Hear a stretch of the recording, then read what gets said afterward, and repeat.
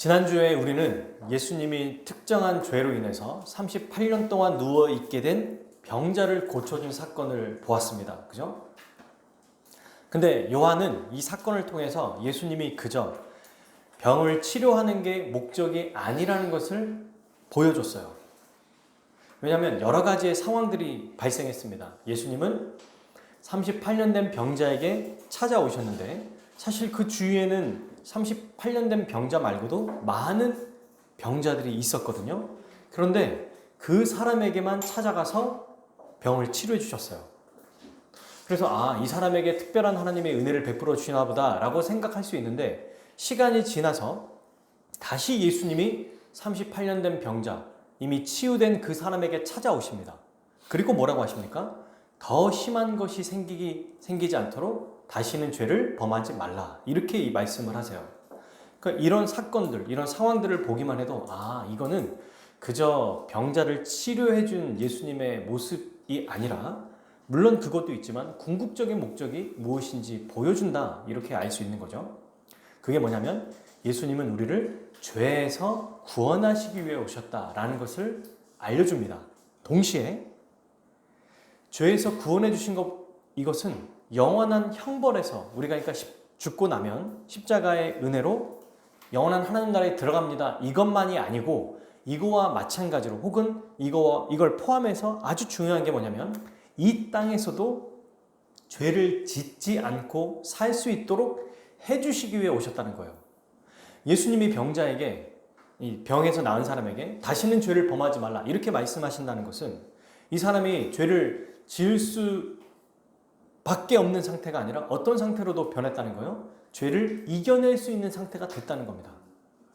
죄를 지을 수밖에 없는데 다시는 죄를 짓지 마, 이것은 이 사람에게 고문이에요. 그죠? 이건 이 사람에게 형벌입니다.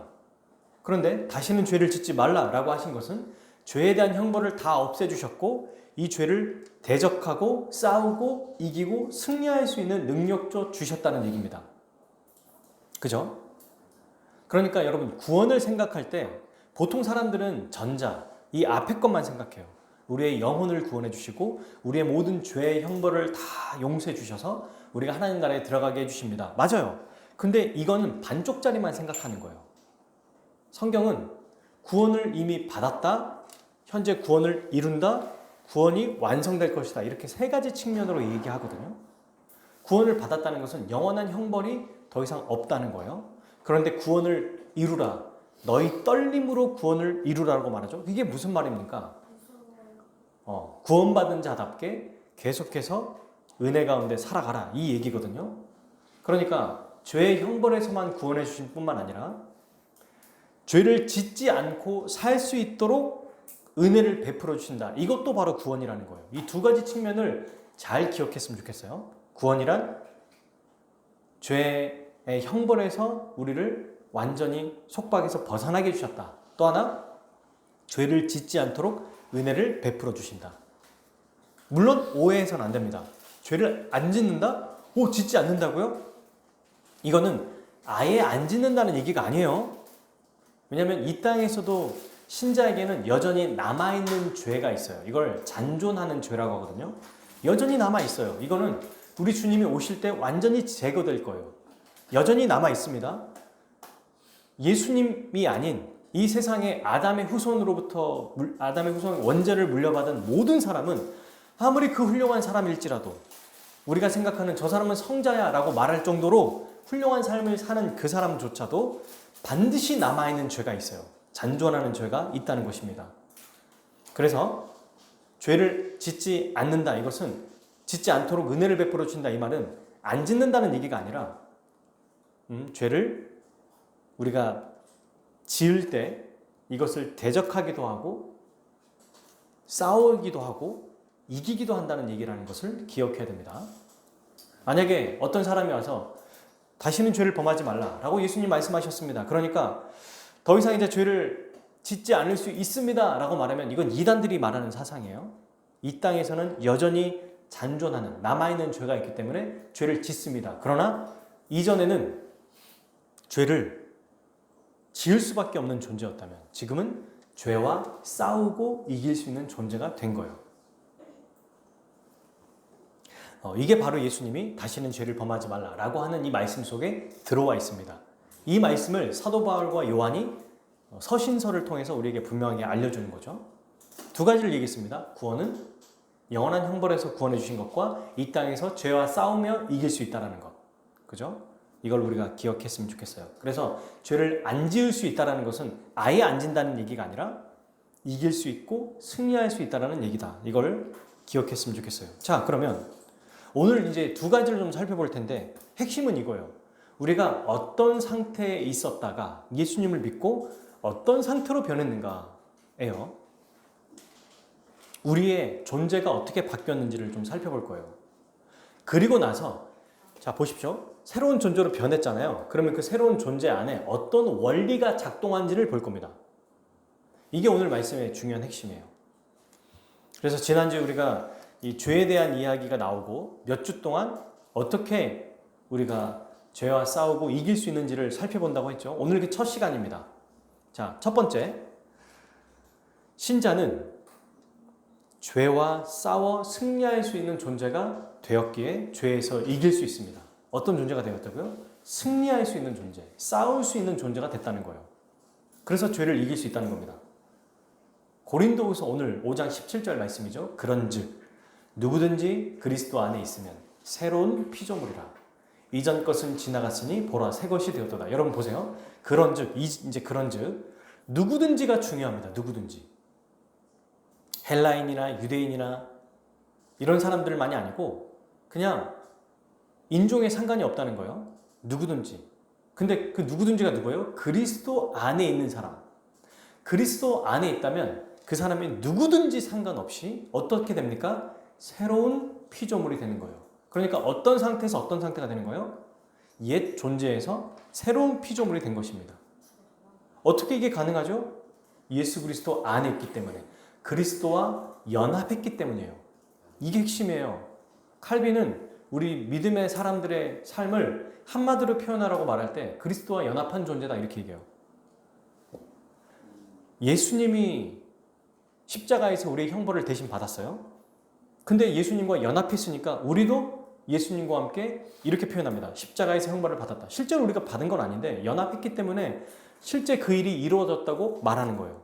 경험적으로 느껴지진 않아요. 몰라요. 그러나 우리의 전체 이 존재가 예수님과 연합해서 십자가 형벌을 받으실 때 우리도 함께 받은 것입니다. 그러니까 어떤 일이 벌어지냐면 죄의 값인 사망의 벌이 우리에게 투영되지 않는 거죠. 우리에게 더 이상 영향을 주지 않습니다. 이건 십자가에서 이미 죽었기 때문에 값을 치렀기 때문에 더 이상 우리의 소관이 아닌 거예요. 예수님이 다 치르신 거예요. 그리고 두 번째, 죽었을 뿐만 아니라 예수님이 우리를 위해서 부활하셨어요. 근데 그리스도 안에 우리가 있기 때문에 그분과 연합했기 때문에 예수님의 그 부활이 우리의 부활이 되었습니다. 그래서 뭐라고 말하냐면 그분이 살아나심으로 살아난 그 생명의 은혜를 우리에게 부어줬다. 사실은 연합했기 때문에 함께 살아났다. 이렇게도 얘기해요. 그래서 어떤 존재가 됐습니까? 새로운 피조물이다. 뭐라고 말합니까? 이전 것은 지나갔다. 보라, 새 것이 되었도다. 옆에 있는 사람에게 얘기해볼까요? 너는 새 거야. 나는 새 거야. 네, 우리는 새 것입니다. 자, 이 새 것이라는 말이 뭐냐면, 자, 여러분 잘 보세요. 예수님을 딱 믿는 순간 갑자기 연예인과 같은 형체와 모습으로 바뀌나요?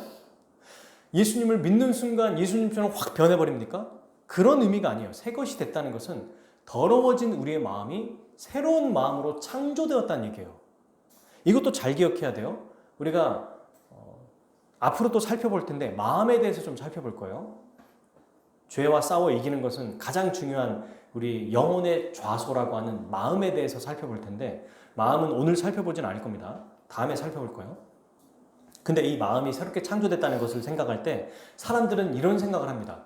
마음이 새롭게 됐다고요? 그러면 한쪽은 두 개의 본성이 있어서 하나는 죄를 지어라, 하나는 죄를 지으면 안 된다. 마치 우리가 TV나 만화 영화를 보면은 어떤 사람이 뭘 판단할 때 옆에서 악마가 야 저거 훔쳐, 천사는 야 저거 훔치면 안 되지, 나쁜 일이야, 나쁜 짓이야. 이것처럼 두 개의 본성이 있다고 생각하는데 그게 아니에요.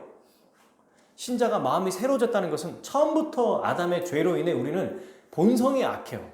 악한 본성밖에 없습니다. 그런데 이 안에 이 악한 본성을 이겨내고 뚫어내는 은혜의 본성, 새로운 본성이 들어온 거예요.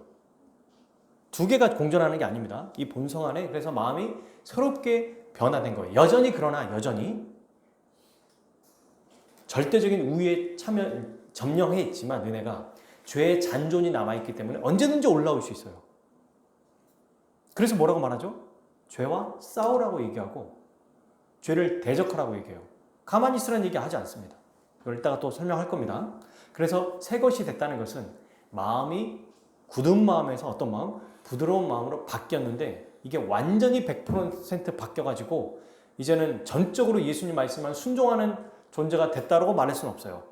바뀌었지만 순종도 하고 또 죄의 잔존이 올라오고 사탄의 유혹을 받아서 말씀에 순종하지 않을 수도 있습니다. 그러나 기본적으로 디폴트 값이라는 말이 쓰죠. 기본값. 예수님을 믿는 순간 은혜의 이 상태에 우리가 처해 있는 것입니다. 이거를 뭐라고 말하냐? 새 것이라고 말해요. 여러분, 자, 그러면 우리가 어떻게 이런 존재가 되는지를 처음부터 한번 생각해 봅시다. 원래 아담은 어떤 존재였어요? 하나님이 창조하실 때 그에게는 아담이 창조된 상태에서는 죄가 없었습니다. 맞죠? 그래서 아담은 죄를 짓지 않을 수 있는 존재였어요. 죄를 짓지 않을 수 있는 존재였어요. 죄가 없었으니까. 자유의지가 있었던 겁니다. 그런데 우리는 어때요? 아담의 범죄로 인해서 죄를 지을 수밖에 없는 존재였어요. 아담은 우리와 이전에 죄를 안 지을 수도 있어요. 아담은. 하나님의 형상대로 창조되었기 때문에 하나님 말씀대로 순종하며 살 수 있는 존재였습니다. 여러분 이 상태를 잘 기억해야 돼요. 아담의 상태. 죄를 지을 수밖에 없었다면 하나님은 우리에게 은혜의 하나님, 사랑의 하나님이 아니에요. 왜? 죄를 짓도록 만들어준 거잖아요. 그러니까 왜 죄를 지어? 라고 하면서 혼내면 이건 우리가 하나님께 원망할 수밖에 없지만 하나님 우리를 그렇게 만들지 않았다니까요. 죄를 짓지 않을 수 있는 존재로 만들어주셨어요. 그런데 아담이 하나님처럼 되고 싶어서 그의 교만함 때문에 범죄하게 됐습니다. 이 범죄로 인해 모든 인류에 죄가 들어왔죠. 그리고 어떻게 됐어요? 죄를 지을 수밖에 없는 존재가 됐어요. 죄를 짓지 않을 수 있고 순종할 수 있는 존재에서 죄를 지을 수밖에 없는 존재가 돼버렸습니다. 이제는 이 자유의지가 죄를 안 짓는 게 아니라 죄를 짓는 능력만 발휘된 거예요. 우리의 자유의지가. 그러니까 지식과 생각과 마음이 모두 죄로 물들어서 생각하고 마음먹은 모든 게 다 악해요. 이걸 로마서 1장에서 3장 19절까지 의인은 없다. 너희들이 생각하는 모든 게 다 악이다. 말하는 게 다 욕이고 악한 거고 남을 비판하고 비관하고 좋은 말인 것 같지만 비꼬는 것 같고 다 그런 거예요. 왜? 아담의 범죄로 인해서 죄를 지을 수밖에 없는 존재가 되었기 때문입니다. 그래서 이걸 뭐라고 말하냐면 성경은 죄의 노예, 사탄의 노예로 살아간다 이렇게 말합니다. 노예라는 건 뭐예요? 그냥 하라는 대로 시키는 대로 하는 거예요. 죄와 사탄은 하나님을 거스르는 일을 해요. 그래서 죄를 하나님을 거스르는 모든 생각, 모든 마음, 모든 행동을 말하기도 합니다. 하나님을 거스르는 거, 하나님을 대적하는 모든 행동과 말과 생각이에요.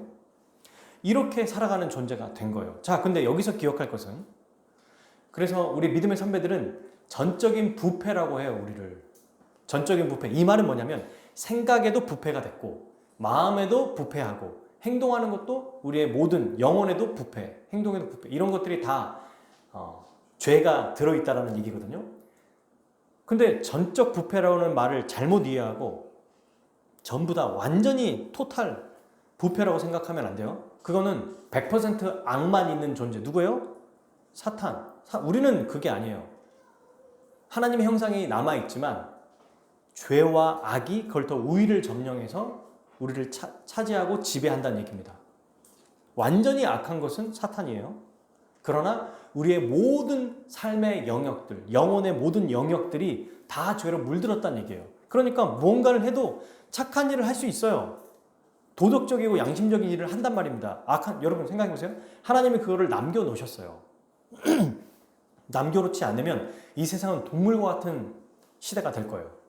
하지만 불신자임에도 불구하고 죄를 지을 수밖에 없는 존재임에도 그래도 도덕적이고 윤리적인 양심이라는 게 있기 때문에 그래도 그렇게 살아갑니다. 하지만 도덕적이고 윤리적으로 살아갈지라도 하나님 앞에는 죄인으로 살아가요. 왜? 착한 일을 해도 하나님께 영광이 아니라 나의 유익을 위해 착한 일을 하는 거고 내가 하고 싶은 대로 착한 일을 하는 거예요. 그러니까 이게 다 하나님 앞에는 죄지만 또 우리가 봤을 때는 어쨌든 이 세상이 잘 굴러갈 수 있도록 하나님의 은혜를 베풀어 주신 거다.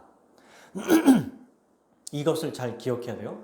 모든 사람이 죄를 지을 수밖에 없는 존재니까 이제는 완전히 다 쑥대밭이 되고 마치 종말 이후에 사람들이 본능적으로만 살아가는 사람처럼 살게 되는 거야? 그게 아니라는 거예요. 양심이라는 걸 주셨고 하나님의 은혜가 1차적인 은혜가 있기 때문에 그래도 착한 일을 합니다. 근데 하나님 앞에서는 단 하나도 그게 하나님 앞에 영광이 되거나 하나님이 받으실 만한 게 될 수가 없어요. 왜? 죄로 물들었기 때문에. 여기까지 잘 이해되시죠? 전적으로 부패됐기 때문에 이제 자유의지는 오로지 죄를 사용하는 데만 쓰게 됐어요. 이제 더 이상 하나님 말씀에 순종할 수 없는 존재가 된 거예요. 죄가 이렇게 무섭습니다. 하나님과 교제할 수 없고요. 그분의 말씀을 들어도 이해할 수 없고 깨달을 수가 없어요. 그런데 하나님이 여기서 우리를 내버려 두시지 않고 예수 그리스도를 우리에게 보내주셨어요. 이게 바로 구원이에요. 죄에서 구원.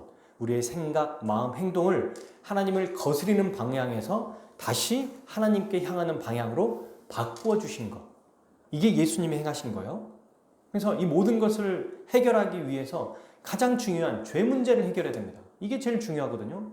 그래서 예수님이 십자가에서 우리를 위해 죽으신 거죠. 예수님의 전 인생의 가장 클라이막스가 뭡니까? 십자가입니다. 그러니까 십자가는 내가 하나님 앞에 지었던 죄의 값, 이 형벌을 예수님이 대신 받으신 것이고 또 그 결과로 영원히 죽어야 될 죽음도 대신 받아 죽은 사건이에요. 인류 역사상 가장 위대하고 놀랍고 영광스러운 일이 벌어졌다고 말하는 겁니다. 아니, 우주 역사상, 우주를 통틀어서 이보다 더 크고 위대한 일은 없어요. 아멘.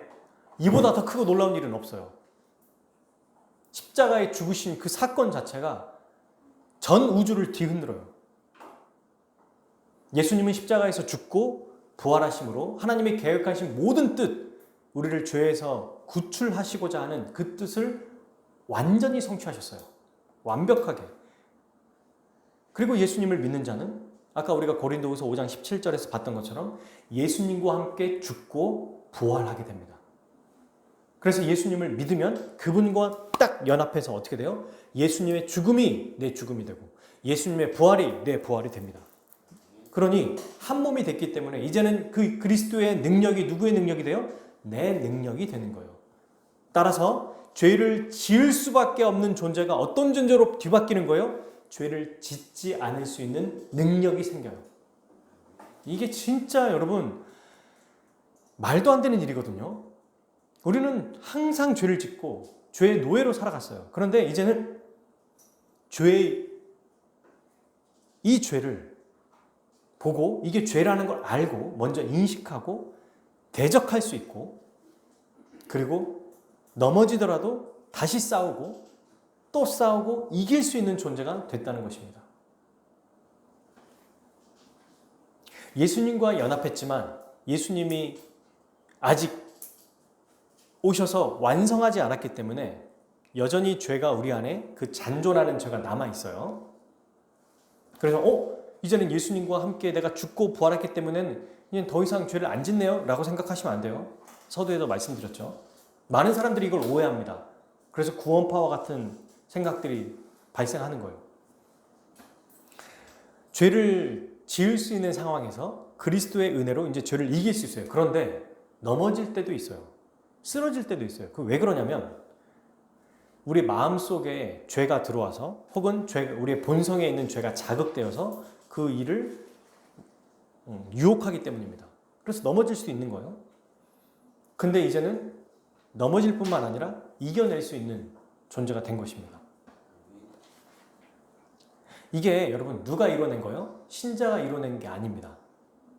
십자가, 우리의 외부에서 전적인 예수 그리스도 그분의 은혜로 이루어진 사건이에요. 그러니까 우리가 죄와 싸운다, 승리한다 이것은 자꾸 어떻게 생각하면 안 될까요? 내 안에 있는 어떤 걸 가지고 내가 싸우겠다. 이러면 실패해요, 무조건. 왜? 죄를 이긴 분이 내가 아니라 나의 외부에 있는 예수 그리스도가 이 일을 행하신 거잖아요. 그러니까 내 속에 있는 어떤 것들을 발견하고 내가 습관을 막 잘 들여가지고 죄와 싸워야겠다. 그렇게 한다고 이길 수 있는 게 아니라는 겁니다. 그리스도의 십자가를 다시 생각해야 돼요. 그 은혜를 기억해야 돼요. 객관적인 사실로 우리에게 벌어지고 이미 이루어진 그 놀라운 은혜를 붙잡을 때 죄와 싸울 수 있는 거예요. 그걸 놓쳐버리면 죄를 싸울 수 있는 능력이 없는 거예요. 힘이 없습니다. 우리에게 없습니다. 그 힘은. 오직 십자가에만 있어요.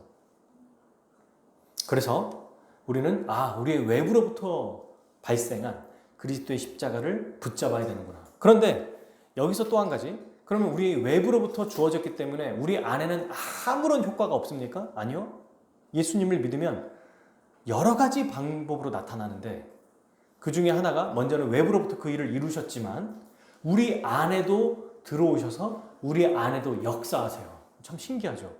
외적으로는 우리의 죄를 위해서 완전히 모든 일을 다 해결하셨고 우리의 내적으로는 성령을 보내셔서 우리의 마음을 바꿔주시고 또 우리가 죄와 싸울 수 있는 능력을 부어주신다는 거예요.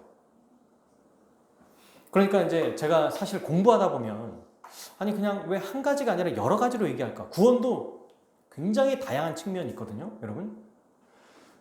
우리 믿음의 사람들이 조직신학자들이라고 하는 우리 성경을 연구하는 분들이 구원의 서정이라고 해서 구원의 어떤 여정들 여러 가지를 얘기해요. 칭의, 양자됨, 거듭남, 성화 이런 것들을 어떤 시간적 순서가 아니라 논리적인 순서라고 얘기하지만 이게 믿을 때 한꺼번에 다 주어져요.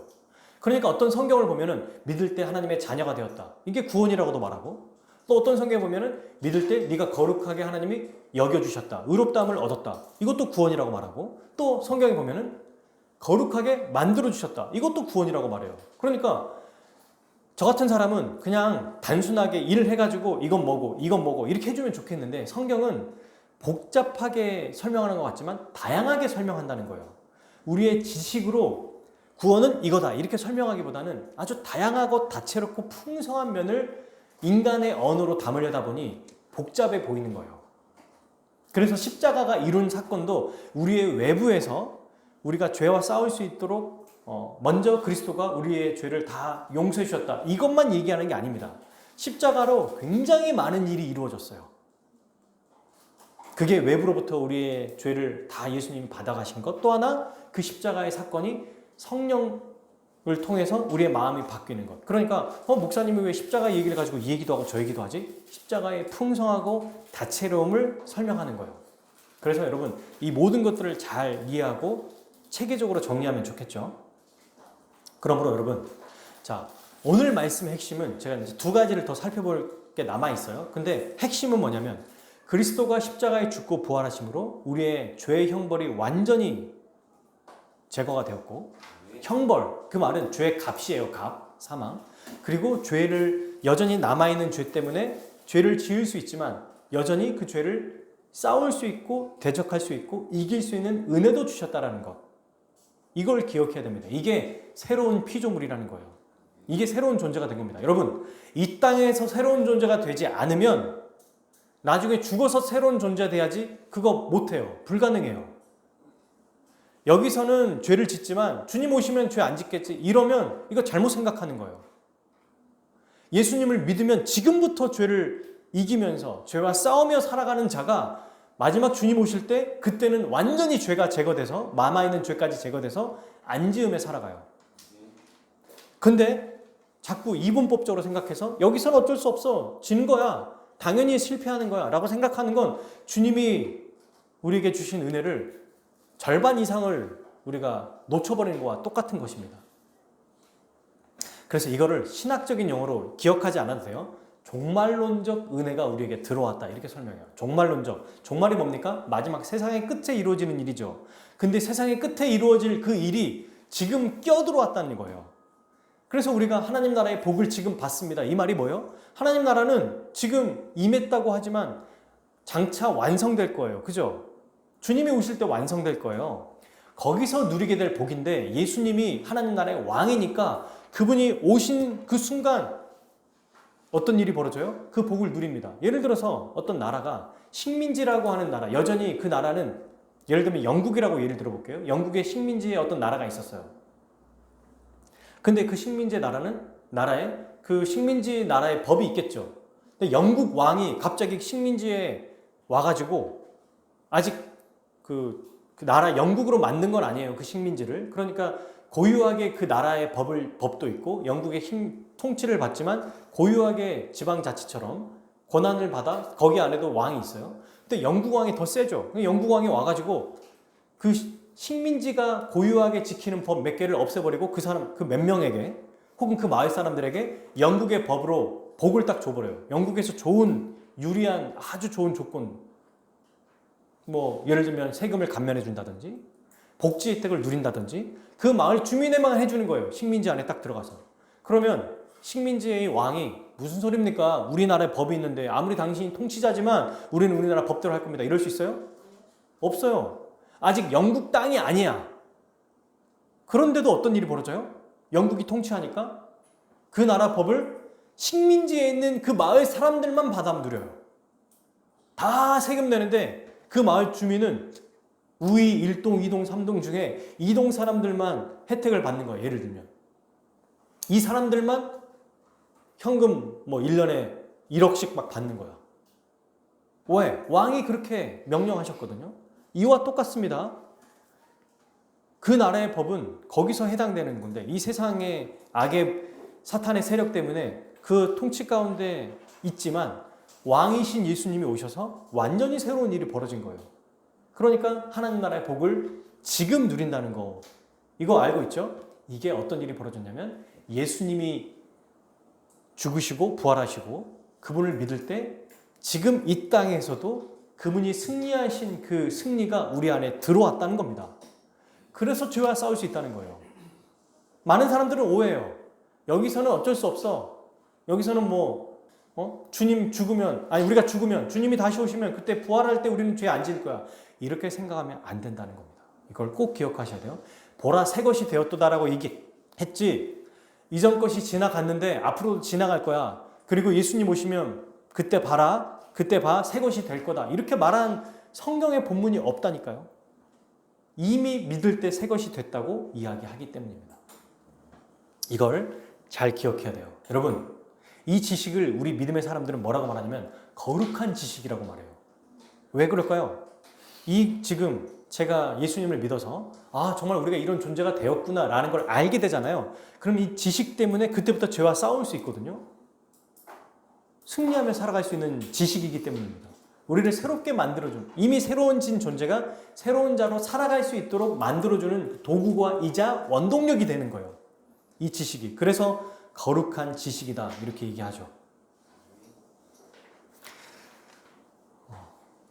이 이야기 그러면 우리가 죄와는 어떤 관계가 새로 성립된 거고 은혜 안에는 어떤 관계가 있는가 이 두 개를 이제 좀 앞으로 지금부터 살펴볼 겁니다. 두 가지를. 그리고 오늘뿐만 아니라 이걸 오늘은 간단하게 스케치를 하고 앞으로 몇 주 동안 더 구체적으로 죄가 어떻게 우리에게 영향을 주고 은혜가 어떻게 영향 주는지 아주 구체적인 원리를 좀 더 살펴볼 거예요.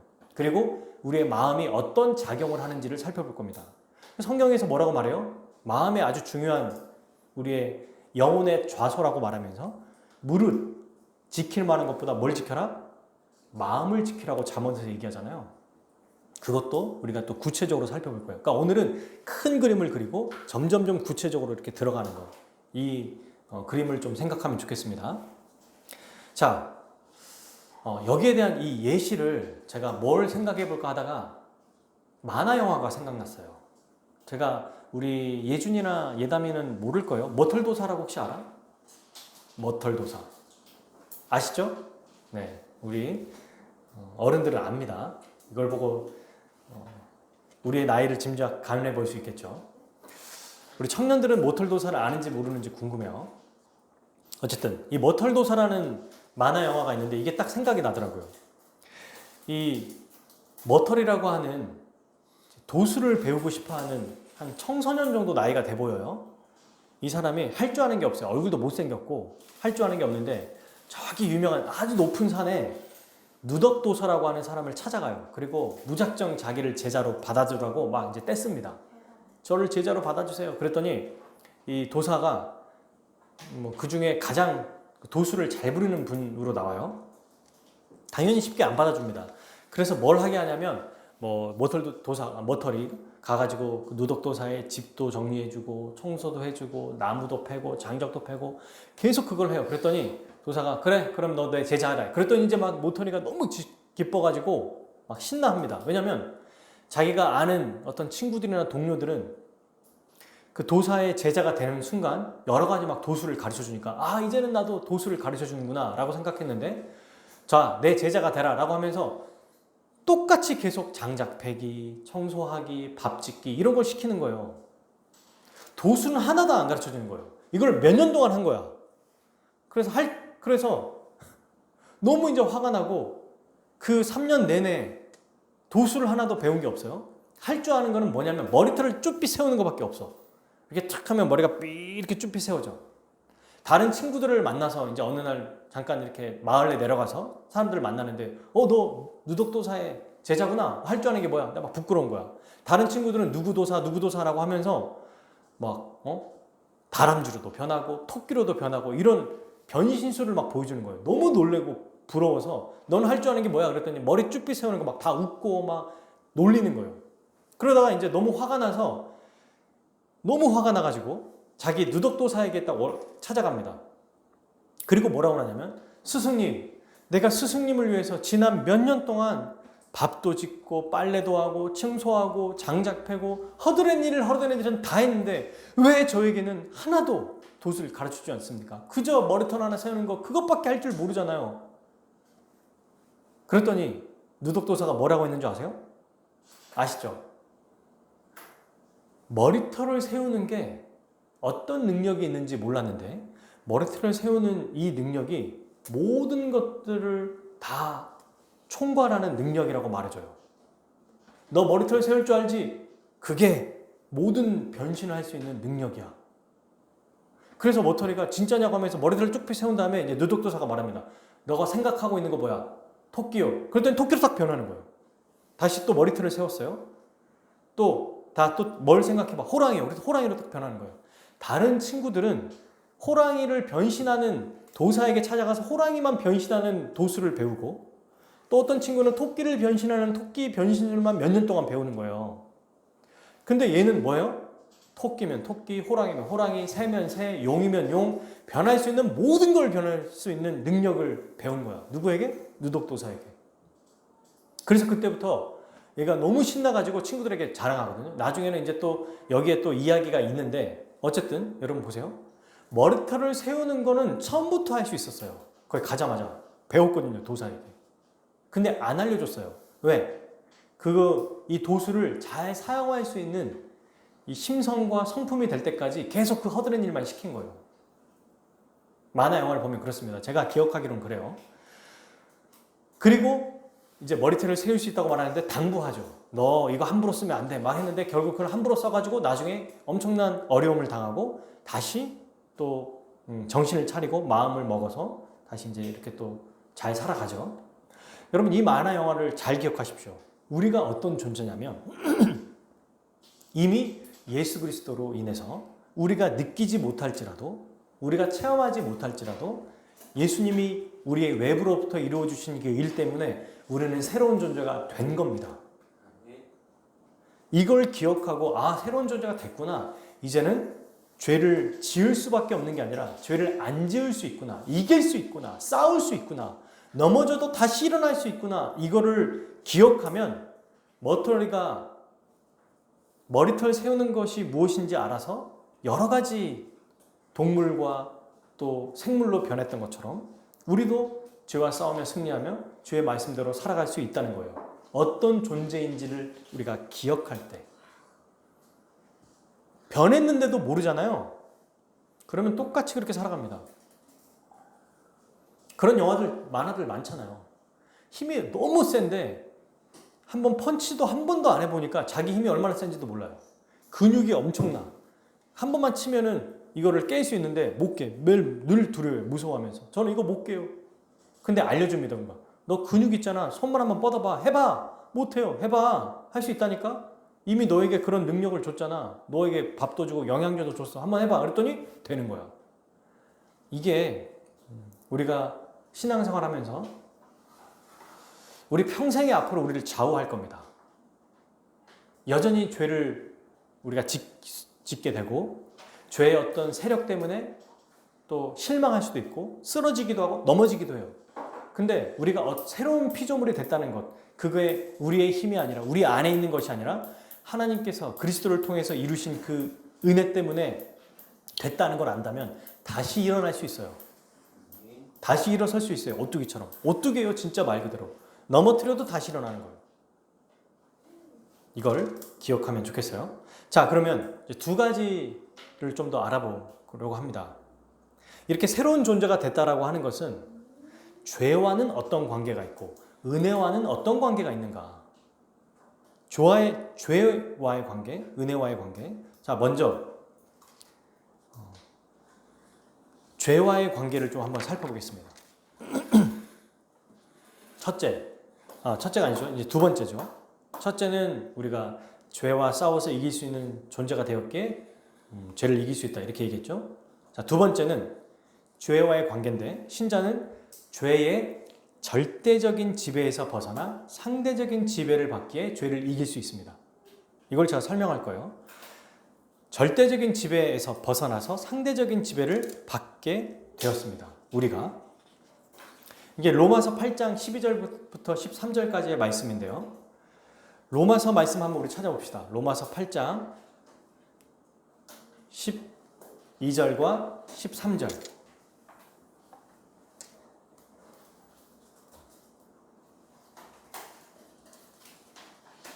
한번 우리 찾아볼까요? 로마서 8장 12절과 13절. 죄와 우리가 어떤 관계가 있는가? 자, 한번 우리 읽겠습니다. 8장 12, 13절. 시작. 그러므로 형제들아, 우리가 빚진 자로 돼 육신에게 져서 육신대로 살 것이 아니니라. 너희가 육신대로 살면 반드시 죽을 것이로되 영으로서 몸의 행실을 죽이면 살리리. 아멘. 말하죠. 그러므로 형제들아, 우리가 뭐다? 빚진 자다. 이 빚진 자가 무슨 뜻이에요? 빚을 졌다는 거예요. 어떤 빚? 은혜로 구원받았기 때문에 은혜의 빚을 받았는데 육신의 빚을 진 게 아니에요. 그러니까 뭐라고 말합니까? 육신에게 져서 육신대로 살 것이 아니니라. 지금 뭐라고 말해요? 육신에게 싸움을 했는데 져서 육신대로 사는 사람이 아니라는 거예요. 진다 이 말은 뭡니까? 장악된다는 얘기가 아니에요. 싸워서 이기기도 하고 지기도 한다는 거예요. 근데 우리는 어떤 사람이냐? 육신에게 항상 매일매일 싸움에서 져서 그 육신대로 사는 존재가 아니다라고 얘기하는 거예요. 이 육신이 뭐예요? 육체라고 말하는데 이거는 사락스라고 해서 몸에 우리의 어떤 이 신체 이걸 얘기하는 게 아니고 죄를 짓는 옛 본성을 얘기합니다. 옛 자. 그러니까 다시 읽어볼게요. 우리가 은혜의 빚을 받은 자이기 때문에 육신, 곧 죄를 짓는 옛 본성, 죄만 지었던 아담의 원죄를 받았던 그 옛 자에게 져서 옛 자아의 모습처럼 살 것이 아니니라. 지금 그렇게 얘기하는 거예요. 그리고 뭐랍니까? 육신대로 살면 반드시 죽는다. 옛사람으로 사는 길은 죽는 길이라는 거예요. 그래서 뭐라고 말해요? 몸의 행실을 죽이면 살 것이다. 뭘로? 영으로서. 이 영이 뭘까요? 성령님입니다. 성령님으로 우리의 악한 본성이 막 올라와요. 죄를 짓고 싶어요. 죄를 지을 마음이 막 생겨요. 그때 성령으로 몸의 이 악한 우리의 옛 본성, 죄를 짓고 싶어하는 마음을 떨쳐내고 이겨낼 수 있다는 거예요. 이겨낼 수 있다는 겁니다. 그런 존재가 됐다는 거예요. 자, 그러면 이걸 한번 우리가 좀 생각해 볼 텐데 예수님의 십자가와 이제 우리 십자가가 어떤 일을 우리에게 이루셨냐? 외적으로는 우리의 모든 죄를 용서해 주셨다고 했잖아요. 그거를 뭐라고 말하냐면 칭의라고 말해요. 외부에서 그 일을 행하셨어요. 그러니까 칭의, 의롭다함을 얻는다. 예수님의 십자가 죽음과 부활을 우리에게 주셨어요. 근데 이거는 어때요? 우리가 느낄 수 있어요, 없어요? 없어요. 그래서 뭐라고 말하냐면 칭의를 신분적인 변화라고 말해요. 거지에서 왕이 된 거예요. 몰라요, 이 사람은. 신분은 바뀐 겁니다. 그래서 영원한 죄의 형벌에서 벗어났어요. 경험하지 못하고 느끼지 못해요. 근데 예수님의 십자가의 은혜는 이걸로 끝이지 않습니다. 뭐가 있냐면 우리를 의롭다 하실 뿐만 아니라 의롭다 하셨고 거룩하게 살 수 있는 존재로 만들어 주셨어요. 그래서 어떤 일이 벌어지냐면 십자가의 은혜를 믿으면 겉으로는 우리를 의롭다라고 만들어 주실 뿐만 아니라 우리의 마음속에 예수님의 거룩함을 줘버립니다. 이걸 분여라고 그래요. 분여. 나누어주다. 그분의 거룩함의 그 거룩을 우리에게 줘버린 거예요. 그래서 이 거룩은 우리가 느낄 수 있어 없어요? 있어요. 체험할 수 있어요 없어요? 있어요. 성령께서 우리 안에 오셔서 예수님의 십자가 은혜를 부어주시면 우리의 마음이 뭔가 새로워지고 마음이 기쁘고 행복하고 즐겁죠. 이걸 주관적으로 느끼게 해주신다는 겁니다. 십자가 은혜는 그러니까 객관적으로 우리의 신분을 바꿀 뿐만 아니라 우리의 내적인 상태도 바꿔주세요. 신분뿐만 아니라 상태도 바뀌어요. 어떻게? 죄에서 의로. 점점점 의로운 자로. 처음부터 근데 예수님의 의를 받았기 때문에 우리 존재가 어떻습니까? 우리의 존재가 거룩한 존재가 되어버리는 거예요. 이게 너무 신기한 일입니다. 성령이 오셔서 그리스도의 십자가 은혜를 적용시켜 주셔버리니까 거룩함이 우리에게 생겨버려요. 이게 존 머레이라고 하는 1960년대 신학자분이 계신데 이분이 우리가 거룩하게 살아가는 그 원리를 성경에서 너무 잘 찾아냈어요. 이걸로 이때부터 정말 우리의 거룩한 삶이 새롭게 좀 많이 연구된 일이 벌어졌습니다. 예수님의 거룩함을 받았어요. 근데 이 거룩함을 받았기 때문에 거룩한 자고 거룩하게 살 수 있어요. 하지만 한쪽에는 또 뭐가 있어요? 죄가 여전히 남아있어요. 죄가 여전히 남아있어요. 아직 완성이 아니기 때문에 그래요. 그러나 예수님의 온전한 완전한 거룩함이 우리에게 부어진 겁니다. 여러분 생각해 보십시오. 진흙덩어리인데 진흙덩어리를 겉으로 그냥 흰색이다라고 말해줬어요. 이게 칭이에요. 그런데 흰색으로 겉을 쭉 쌉니다.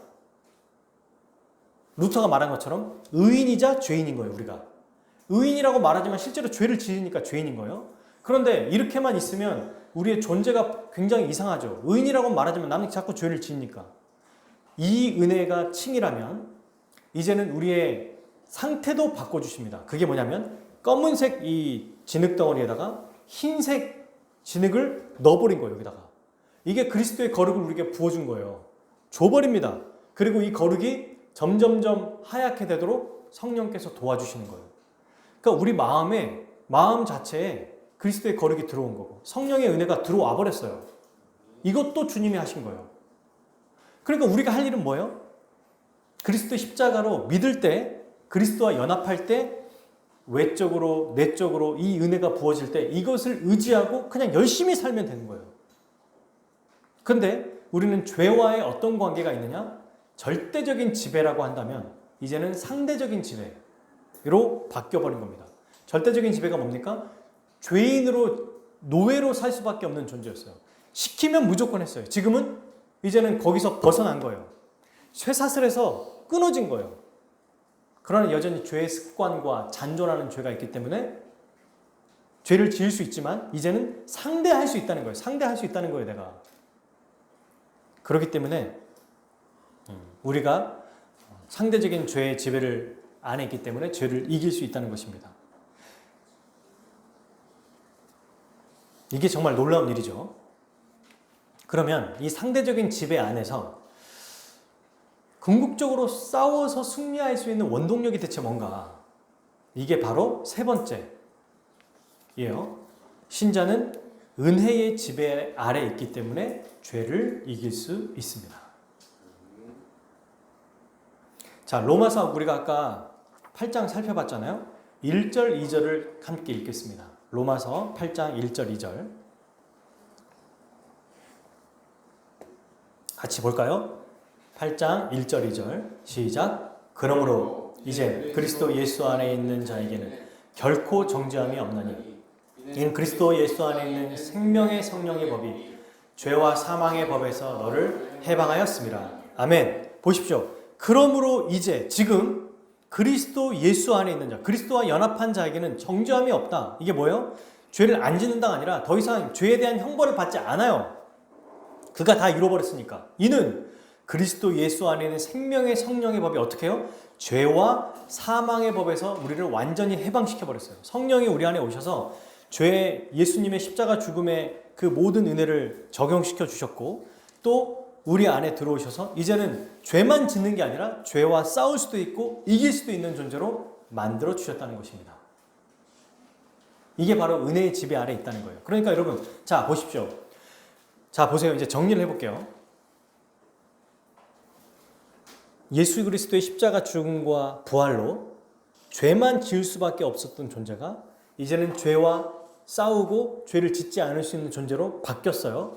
그런데 이 존재가 어떤 존재냐고 봤더니 죄와 은혜의 지배를 받는데, 죄에서는 절대적인 지배가 아니라 상대적인 지배를 받기 때문에 이길 수 있다는 거예요. 근데 그 원동력이 어딨냐? 은혜의 지배를 받기 때문이다. 지배라는 게 뭐냐면 우리의 마음에 우위를 차지하려고 하는 어떤 힘인 겁니다. 힘. 우리는 기계가 아니에요. 이전에는 죄가 우리를 절대적으로 지배했는데 이제는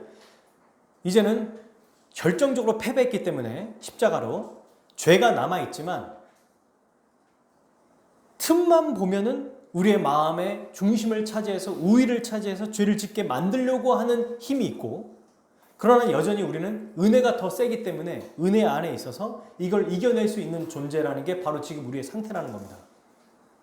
그래서 죄와 은혜의 상태는, 죄에서는 우리가 상대적인 지배를 받고 은혜에서는 은혜에 충만한 은혜를 받는 거예요. 그래서 은혜의 지배를 받는다는 건 뭐냐면 하나님의 통치를 받는다는 얘기거든요. 그리고 하나님의 그 사랑에 감동되는 걸 얘기해요. 십자가의 은혜. 그 십자가의 은혜에 감동을 받으면 어떻게 되냐면, 여러분 보세요. 이미 우리가 은혜의 지배 아래 있지만 그 은혜가 계속 작동하기 위해서는 십자가의 사랑이 계속 우리의 마음에 부어집니다. 그러면 어떤 일이 벌어지냐? 마음이 편안해져요. 마음이 기뻐요. 마음이 행복해요. 그래서 우리 안에 어떤 내적인 능력이 생겨요. 은혜의 지배 아래 있으면. 그 능력이 주어진 거예요. 신자는 내적인 능력이 생긴 거예요. 성령이 우리 안에 들어오셨기 때문에. 그래서 이걸로 변화된 삶을 살게 되는데요. 이거는 여러분 외부로부터 주어진 자극이 아니라 우리 안에 주어진 자극이기 때문에 우리 안에서 이게 이루어지는 겁니다. 그러니까 신자들의 모습을 잘 보면 어때요? 영혼과 마음의 변화가 생긴 거기 때문에 실제로 어려운 일이 똑같이 벌어지는데, 예수님을 믿기 전과 믿은 후에는 그 사람이 바뀐 거지 환경이 바뀐 게 아니에요. 맞죠? 이전에 똑같은 삶에서는 죄의 지배를 받고 은혜의 지배가 없기 때문에, 옛 피조물이기 때문에 그냥 항상 불평하고 화내고 실망하고 좌절하고 욕하고 비관하고 염세적인 사람이었단 말입니다. 우울하고. 그런데 예수님을 믿는 순간 죄의 형벌에서 벗어났을 뿐만 아니라 성령이 우리 안에 들어오셔서 은혜의 지배로 바꿔주니까 내적인 힘이 생겨버린 거예요. 거룩이 우리 안에 들어와 버린 거예요. 그래서 어때요? 환경은 똑같아요. 근데 우리의 마음에 기쁨이 생깁니다. 더 이상 화가 나도 화를 절제할 수 있고, 분노가 생겨도 분노를 절제할 수 있어요. 그리고 어때요? 기쁨과 평강. 가장 신자의 뚜렷한 특징이 뭐냐면 감사예요. 그래서 감사의 삶을 살게 돼요. 환경이 바뀌어서가 아니에요, 여러분. 우리 믿음의 사람들, 히브리서 11장에 믿음의 사람들을 보십시오. 환경이 바뀌어서 감사하기도 하지만 안 바뀌어도 감사해요. 이 하나님의 사랑을 경험하는 것, 이 은혜의 힘이 더 크게 작동하는 그 상태에 머물러 있는데, 우리는 지금 그런 상태라는 겁니다. 그런데 문제는 뭐냐면, 이게 신자의 상태라면 은혜의 통치 아래 있지만 죄의 상대적인 이 힘이 여전히 있기 때문에, 여러분 잘 보십시오. 아주 중요한 얘기를 할 거예요. 제가 이제 있기 때문에, 만약 우리가 내가 새로운 존재가 되었고 내가 정말 은혜, 그 내적인 성령의 힘이 내 안에 들어와서 이제는 내가 죄와 싸우고 승리할 수 있구나, 그런데 여전히 잔존하는 죄가 있기 때문에 이걸 그냥 내버려 두고 그런 상태라는 걸 알고 가만히 있잖아요. 그러면 어떻게 될까요? 어떻게 될까요? 어떤 사람들이 이렇게 생각해요. 성령이 우리 안에 들어오셔서 나를 새롭게 바꾸게 해주셨으니까 이제는 점점점 예수님 말씀대로 살아가겠지. 점점 순종하며 살아가겠지. 내버려 둬도 가만히 있어도 아무것도 안 해도 그렇게 되겠지라고 생각하는데 그게 구원파들의 원리라는 거예요. 제가 예를 들어 볼게요. 음식물을 그저께 우리가 뭘 놔두고 그냥 집에 이렇게 놔두고 안 치웠어요. 식탁에 올려놨어요. 계란을 놔뒀거든요. 우리 아이들이 먹은 거. 그리고 다음날 계란을 딱 봤더니 곰팡이가 펴 있더라고요. 그리고 그걸 다 버렸습니다. 어제. 어떤 일이 벌어진 거예요? 음식을 상하지 않게 하려면 어디 놔둬야 됩니까? 냉장고에 놔둬야 돼요. 그리고 상하지 않도록 애써야겠죠. 얼음을 놔둔다든지 또 깨끗하게 씻는다든지 밀폐 용기에 놔둔다든지 이런 수고가 필요해요. 근데 안 하고 내버려 두면 아무리 깨끗한 음식일지라도 시간이 지나면 부패합니다. 점점점 곰팡이가 요만했던 것들이 커져요. 이게 우리 신자의 삶과 똑같아요. 그리스도의 은혜로 우리를 깨끗하게 만들어주셨고 이제 그렇게 살아갈 수 있는데 내버려 두면 잔존하는 죄가 점점점 왕성해지고 우리의 우위를 차지하려고 합니다. 그래서 내버려 두잖아요. 그러면 점점점 또다시 옛사람과 같이 살아갈 수 있게 된다는 거예요. 그래서 우리는 처음부터 어떤 생각을 가지며 살아야 되는가? 아, 내가 은혜의 지배 아래 있어서 성령의 은혜로 그리스도의 십자가 은혜로 말씀과 기도로 이겨낼 수 있구나. 그런데 이걸 내버려 두면 또 잔존하는 죄와 사탄의 유혹 때문에 이미와 아직 시대에서 내버려 두면 여전히 또 옛사람과 같은 모습이 나타날 수 있구나. 이걸 기억해야 됩니다. 새로운 피조물이 됐다고 우리의 생각도 우리의 마음도 우리의 행동도 내버려 둬서는 안 돼요. 죄가 작용하기 위해서는 두 가지가 있어야 돼요. 하나는 의지가 있어야 되고요. 또 하나는 힘이 있어야 됩니다. 마찬가지로 선을 행하기 위해서도 의지가 있어야 되고 힘이 있어야 돼요. 근데 은혜의 지배 안에서 말씀과 기도를 우리가 정진하잖아요. 그러면 말씀을 통해서 성령이 우리에게 역사하시니까 의지를 꺾어버립니다. 그리고 힘을 잃어버리게 만들어요. 기도할 때 어떤 일이 벌어져요? 막 누군가를 때리고 싶거나 아니면 또 악한 생각이 들거나 막 미워하는 마음이 생길 때 기도하면 그 순간 의지를 꺾고 힘을 잃어버리게 만들어요. 이렇게 말씀을 들을 때 누가 여기서 죄를 짓겠습니까? 기도할 때 누가 악한 죄를 짓겠어요? 안 그래요? 그래서 우리는 어떻게 살아야 되는가? 그냥 내가 새로운 피조물이구나. 아멘 할렐루야 하고 끝날 게 아니라 지속적으로 주님이 주신 그 은혜의 도구를 정말 최선을 다해 사용해야 돼요. 그래서 이 지식을 거룩한 지식이라고 말하고 이 은혜로 살아가는 사람. 그러니까 여러분 말씀을 정말 새롭게 변화된 신자는 이걸 이제 알게 된 신자는 말씀을 누구보다도 사랑하고 열렬히 기도하는 자라는 것입니다. 말씀을 안 보고 기도를 안 하면 정말 이 사람 신자 맞아라고 할 정도의 모습까지 나타날 수 있어요. 그리고 죄가 점점점 커져요. 습관화가 됩니다. 제가 이거를 다음 우리가 또 시간에 좀 구체적으로 이 원리를 살펴볼 거예요. 그럼 여러분 이제 말씀을 맺겠습니다. 우리가 어떻게 죄와 싸울 수 있는가? 어떻게 예수님 말씀하신 다시는 죄를 범하지 말라라고 할 때 죄를 안 짓는다는 얘기가 아니라 죄를 대적하고 싸우고 이길 수 있는 존재가 됐다는 것을 기억해야 되는데 그것은 먼저 우리가 그리스도의 십자가로 새로운 피조물이 됐다는 것을 잊지 않아야 된다. 이게 너무 중요하다고 얘기했죠. 그리고 죄의 절대적인 지배에서 그리스도의 성령의 능력으로 상대적인 지배 아래 들어가게 되었다. 그러니 싸울 수 있고 이길 수 있다는 것. 그 이유는 은혜의 지배 아래 있기 때문이다. 생명의 성령의 법이 죄와 사망의 법에서 너를 해방해 주셨기 때문이다. 해방해 줬지만 여전히 죄에 잔존하는 세력이 계속 우리를 이간질하고 우리가 죄를 짓게 만들어요. 그때 우리는 어떻게 됩니까? 말씀과 기도로 그리고 교회 안에서 성도들과 함께 죄와 싸우는 일을 지속적으로 해야 합니다. 따라서 히브리서 12장 우리가 봤던 것처럼 죄와 어떻게까지 싸워야 되나? 피 흘리기까지 싸우라고 얘기하고 있어요. 곰팡이를 잘 기억하세요. 더러워졌던 음식을 깨끗하게 씻었는데 그거를 상온에 놔두기만 하면 어때요? 계속 유지되는 것이 아니다. 냉동을 해준다든지 비닐을 싼다든지 그것을 어떤 또 소금을 넣는다든지 방부제를 넣는다든지 방부제를 넣었다가 이 방부제도 시간이 지나면 어때요? 또 갈아줘야 되고 계속해서 그 깨끗함을 유지하도록 노력을 해야 돼요. 그 일이 우리에게 있어야 됩니다.